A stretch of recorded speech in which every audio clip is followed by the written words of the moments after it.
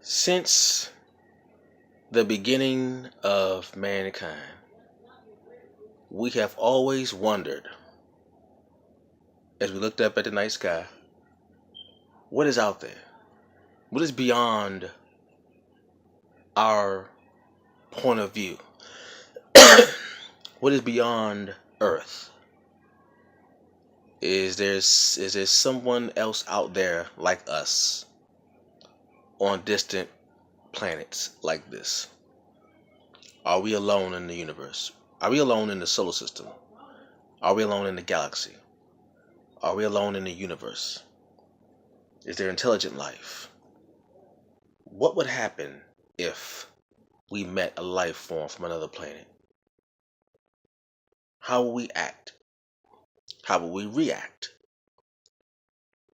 These are many questions that has been plaguing our minds as humans for eons. Since we left Africa and went on our journey across the world, you've always asked the question, what else is out there? The question of, is there or are there extraterrestrial life on other planets, other worlds, shoot, other galaxies, is this one universe of many? You know, and it's a big debate about it. Are there extraterrestrials? Are there other life forms from other planets? Will they visit us? Have they already visited us? Where did they come from? You know, do the government know about them and they're not telling us anything? What do they look like? Do they look like us? Do they look similar to us? What? What are they made of?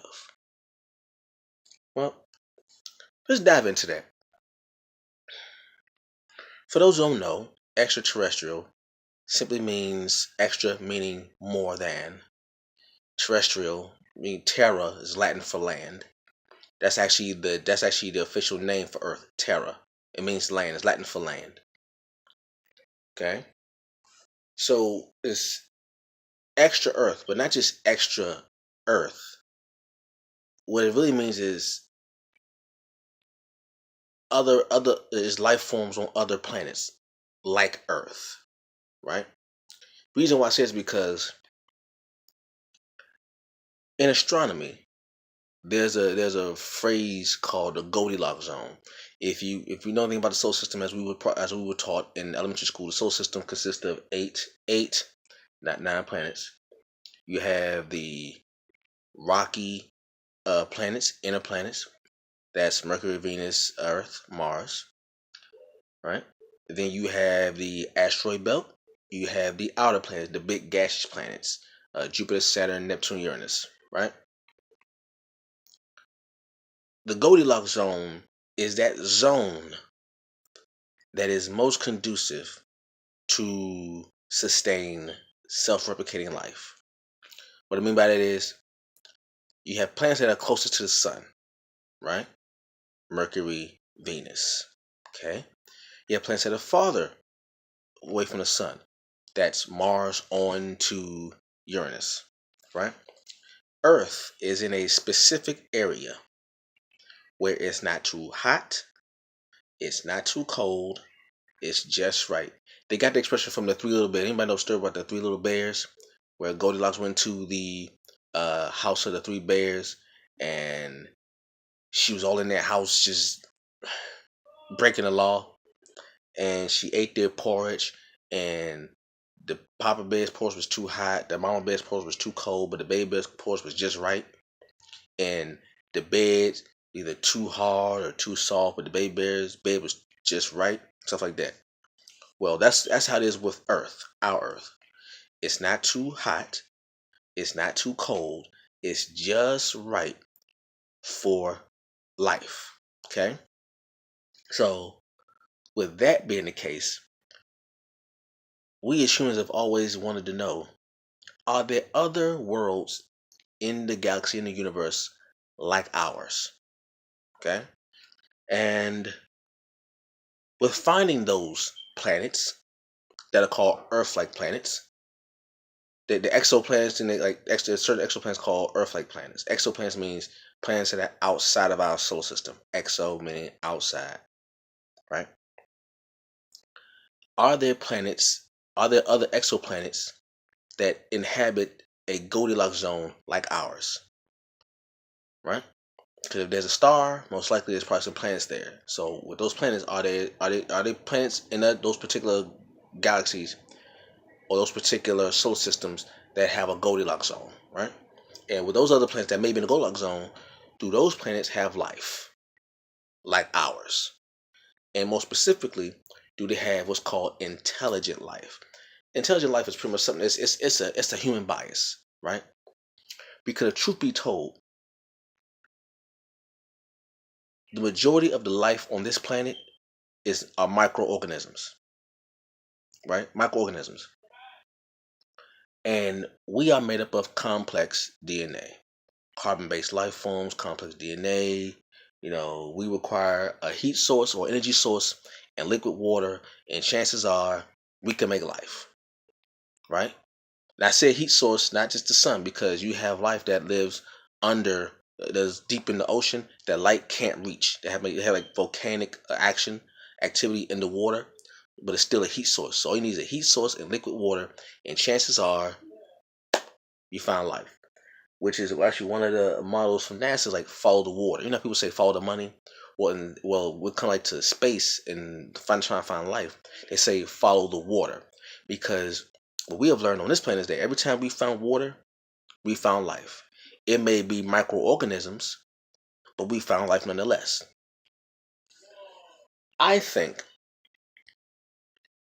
what has happened with humans is that when we think of life, when you ask the average person, is there life on other planets? They most likely say yes, because they say, well, the galaxy, the universe is too large for it just to be us. I agree. I believe it's too large, too vast for it just to be us. The only planet in the entire universe with life forms. I find that highly unlikely. But here's the problem: when someone says, "Okay, you believe there's life on other planets," what do they look like? Rarely, if ever, unless they understand the science of this, rarely, if ever, will you hear a person say microorganisms. If you were to say, does the government know that there's life on other planets? They'll probably say yes. The government knows, and they're hiding it from us. And they say, okay, well, what does these life forms look like?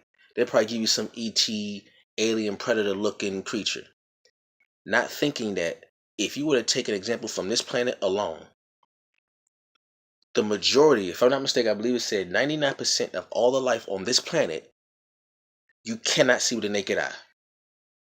So that means that human beings, elephants, birds, lizards, spiders, ticks, grasshoppers, uh, tigers, snakes, dogs, cats, all of that is part of that 1% of life that you can see.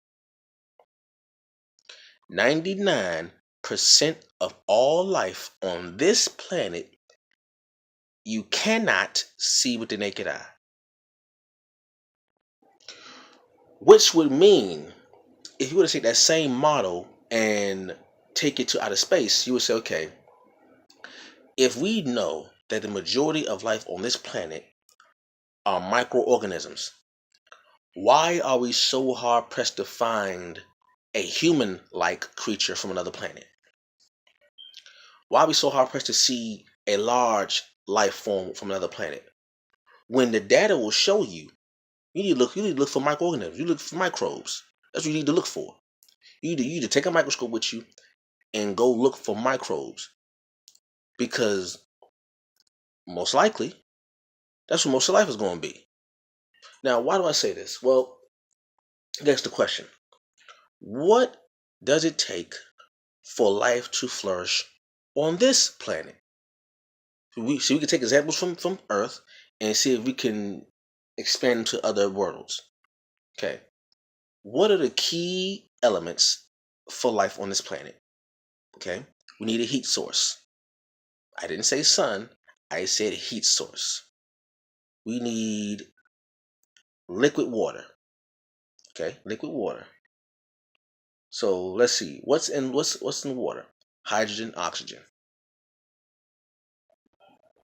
All life on this planet requires water. All life on this planet requires water. So it means 9 times out of 10, there's parts of water in the organisms of this planet. So it means you got all life forms have hydrogen, oxygen. Okay. We are carbon-based life forms. That's carbon, right? 78% of the air we breathe on this planet is nitrogen. 78%. 4. Okay. Let's see. Helium is is the most abundant in the universe because it's the first element. No, it's hydrogen, helium. But since helium is chemically inert, you don't really need that. All you need is carbon, hydrogen, oxygen, nitrogen. All right? That's the basic 4 elements you need for life on this planet. They ask the question, well, are those same 4 elements in the universe? Yes. In fact, they are the most abundant elements in the universe, those 4 especially. Carbon, hydrogen, oxygen, nitrogen. Those 4 are the most abundant. She said, okay, if we know that those are the 4 most abundant, if we know that life on this planet requires those 4, at least those 4, to create, sustain, and maintain life, then it will only seem logical to say that yes,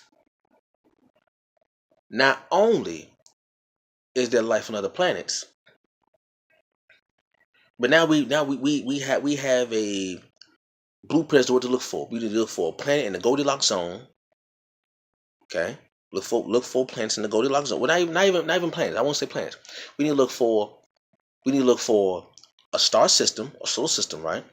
And we need to look for a celestial body that's in the Goldilocks zone of that star that has liquid water or some kind of heat source that particular body also has liquid water.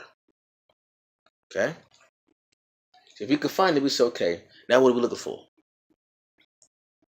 We need to look for what is the most abundant what's the most abundant life on this planet? Microorganisms. Not that ET stuff. No. So first thing we need to do is get the Hollywood as a thinking. We need to get the Hollywood manifestation of aliens. Because every time we think of here's the thing. Have you noticed that every time there's a alien movie, right? Now, one time have you seen a microorganism? Even though if you're going to look for extraterrestrial life, most likely it will be microorganisms. But since Hollywood has been making ET movies, extraterrestrial movies, or alien movies, there has not been now one microorganism. You have ET, the actual movie ET, which is extraterrestrial, not a microorganism. Alien, not a microorganism.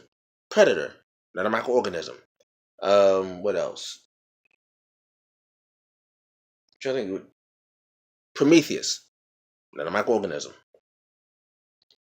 Let's see what else. Just name them. Now, I understand that that is Close Encounters of the Third Kind, not a microorganism. Now, I understand that you're doing this for effect and for drama, for dramatic effect for the audience, for the paying customer. I get that. But the problem with that is if you give someone a visual of a particular subject matter, like you say aliens, but every time you give alien an identity, you give them a humanoid. You also got to think, why are all the aliens humanoid? They have the same pretty much the same anatomy, same figure. You gotta think, okay, how many animals on this planet have the same figure as humans? Bipedal, arms, fingers, no dexterity, stuff like that. How many animals on this planet do that? As compared to all the life on this, all the life, like I said, all the life on this planet is microorganisms. So that 1% of life on this planet is the animals that you can see, including us. Out of that 1%, a smaller percentage are bipedal. We are bipedal. Birds are bipedal. Uh, Other primates can be bipedal. Bears can be they're predominantly on all fours, but bears can move on two legs. Gorillas can move on two legs. No, other primates can move on two legs. Kangaroos move on two legs. They can walk on fours, but they move on two legs predominantly. So you got to think, out of all the animals that are on this planet, very small percentage of the 1% are actually bipedal. You have animals that don't even have arms and legs. Snakes, they don't have arms and legs. Worms, no arms and legs. No eyes either. So why are all the Hollywood manifestations of aliens after a creature that's less than 1% of the total population of all the species on the planet? We are part of the 1% that is less. We are less than the 1%. Think about all bipedal animals on the planet make up less than 1%. If 99% of all the life on this planet is the microorganisms, that means that the 1% is what you can see. The 1% of all life forms on this planet is what you can see. We as humans are we are less than 1% of all the creatures on the planet. So if you're going to make a movie about aliens, right? Why not go for the most common form of life on a planet? The most common form? Microorganisms. That's the most common form of life on this planet. Microorganisms. Human beings are not the majority of life on this planet. We are not the majority of life on this planet. But I understand it's a human bias. And because of that human bias, you now have people thinking that whenever they say alien, they think of human-like, humanoid. Right? That's what people think. You go ask anybody, say, do you think the government knows that there are aliens in the universe? People say yes. And then it's okay, if you were to guess, what do you think the aliens will look like? They will give you a humanoid figure. Because due to Hollywood, and due to a lack of understanding and a lack of knowledge, a lack of scientific literacy, people wrongfully educated about what life really is. Human beings are not the majority on this planet. In terms of all life on this planet, we are not close to the majority of life on this planet. We are close to 8 billion. The human population is getting close to 8 billion on this planet. And we are still not the majority of life on this planet. So if you want to make an actual alien movie, if you want to make a movie about life from other planets that share the same elements as we do, because these elements are not just on this planet, these elements are all over the universe. Carbon, nitrogen, hydrogen. Like, if you have a star, you have all the elements. A star has all of the elements. Carbon, nitrogen, hydrogen, oxygen. It goes from hydrogen to helium, and it goes all the way from one all the way to up to the periodic table elements. So all of the elements are in a star, right? But the elements that are required that you really need to make life, like I said, we need water, hydrogen and oxygen. We got hydrogen and oxygen. We got water in us. We got hydrogen and oxygen. We're a carbon-based life form. Carbon is very fertile. It can bond with any element easily, with any element. So if you're going to make life, if you're going to make complex life, you want to use the most fertile element there is. That is carbon. 6 hydrogen, Six protons, 6 neutrons, 6 electrons. Easy. Can bond with anything. She said, okay, if I'm gonna go to a distant galaxy on the other side of the universe and look for life, I need to know how much carbon, how much hydrogen, how much oxygen, how much nitrogen it has. Is there liquid water here? Because if there's liquid water, we already got two elements there. We already got two elements. If there's water, whether it be frozen or liquid, but preferably liquid. If there's liquid water there, we already got two of the elements: hydrogen and oxygen. We are already on the roll. Now we need a heat source. Is there a heat source? If there's a heat source, whether it be the sun or whether it be an internal heat source, we working with something. Because we know from our planet, if we have a heat source, either the sun or some kind of heat source, either from tidal moving or a volcano under the water, whatever it is, heat, and whatever is liquid water, we got something. Just think about this. In the springtime and in the summertime, you go outside in the spring or summer, whenever there's water, right? Whenever there's still water, on a hot day, you'll always find life.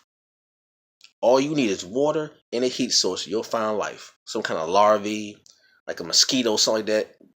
You'll find it. So if it works here, chances are it can work on another planet. So, are we alone? I'm going to definitively say no, we're not alone. However, I think we as a species need to be very, very specific about what kind of life we're looking for. Because if you say life and all of a sudden you always think about human life, you will be searching forever to find life if all you're looking for is human life. No. You look on Earth and say, what's the most common organism on this planet? And you go find it on other planets. Microorganisms here, try to find microorganisms there. Right? All right. Hopefully you enjoyed that. I enjoyed talking with you about it. Leave a comment down below, like, comment, subscribe, and share. Hit the little bell thing. I will catch you all later. Peace.